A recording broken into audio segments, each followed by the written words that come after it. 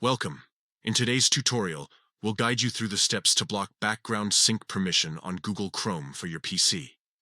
This new update allows you to take control of your browsing experience and protect your privacy. Let's dive right in.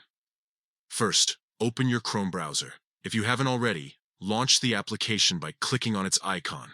Next, navigate to the site you want to manage. Type in the web address of the site you wish to block from using background sync and hit enter.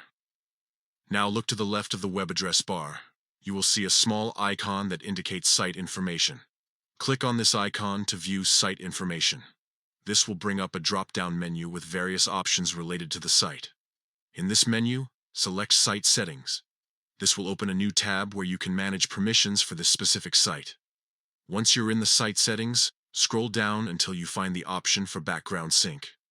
This feature allows websites to continue syncing data even when they are not actively open. Next to background sync, you will see a drop-down menu. Click on it and choose Block. By doing this, you prevent the site from using background sync, ensuring that it cannot send or receive data in the background without your consent. And that's it. You have successfully blocked background sync for that specific website.